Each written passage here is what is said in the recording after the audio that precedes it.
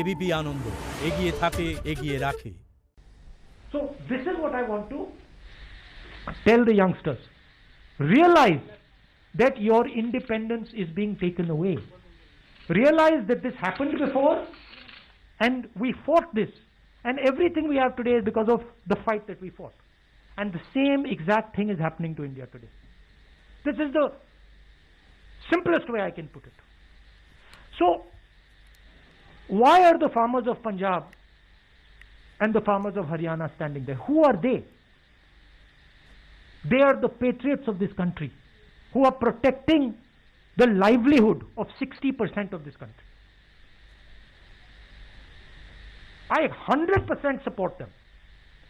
And I go further. Every single Indian person should support them because they are fighting for us. They are not fighting for themselves. They are fighting to prevent this country from falling into the hands of 2 or 3 people. That is the heart of what I wanted to say. मैं हिंदी में बोल देता हूं. देखिए, अगर आप पिछले 6-7 साल को देखें तो हर इंडस्ट्री में उन्हीं 4-5 लोगों की मोनोपोली बन रही है. पावर देखिए, एयरपोर्ट्स देखिए, पोर्ट्स देखिए, टेलीकॉम देखिए, जहां भी आप देखेंगे उन्हीं 4-5 लोगों की मोनोपोली बन रही है. मतलब इस देश के 4-5 नए मालिक हैं.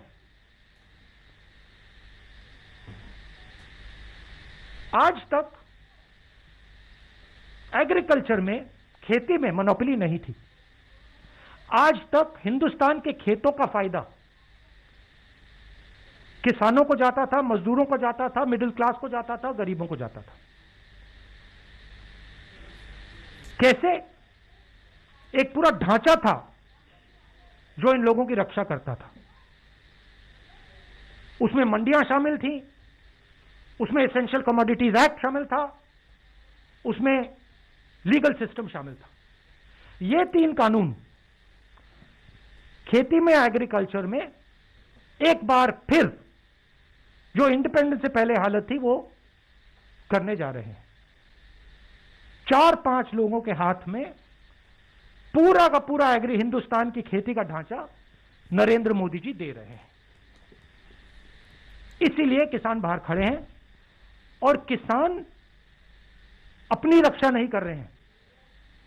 और ये हमारे मिडिल क्लास भाइयों को और खासतौर से युवाओं को समझना होगा, वो आपकी रक्षा कर रहे हैं, वो आपके भोजन की रक्षा कर रहे हैं.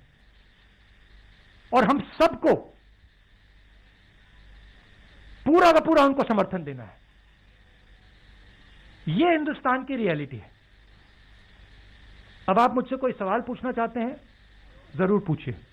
We'll take questions. देखिए, एक बात है, ये जो प्रेस कॉन्फ्रेंस है ये मैं किसान भाइयों के लिए कर रहा हूं.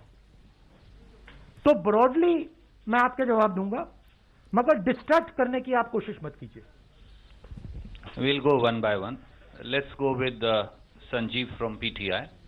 I'll come to you, ma'am. I've noted it. You know there's a deadlock currently over the issue of farmers. Both the government and the farmers sticking to their stand. So where do you think lies the solution to this issue? And do you think for convening an all-party meeting would be a... There is no deadlock. You have to understand what is going on. There is no deadlock. The government believes that they can tire out the farmers. The government, in its arrogance, believes that किसानों को थकाया जा सकता है, किसानों का बेवकूफ बनाया जा सकता है. किसानों को ना थकाया जा सकता है, ना उनका बेवकूफ बनाया जा सकता है. किसान प्रधानमंत्री से ज्यादा होशियार है. प्रधानमंत्री से ज्यादा समझ हिंदुस्तान के किसान को है, क्या हो रहा है, क्या नहीं हो रहा है. तो that is the reality. Solution एक ही आएगा, ये तीनों कानूनों को वापस लेना पड़ेगा, और कोई सोल्यूशन नहीं आएगा. We are exerting more pressure. We are already exerting pressure. This press conference is a means of exerting pressure. But more than exerting pressure, I think the thing to understand is that this is not about farmers. This is about the creation of massive monopolies in this country that are going to take away wealth from the people of India. This is the crux of it. Please tell me one industry in India today, just name it for me, which is not monopolized by the same 5-6 people.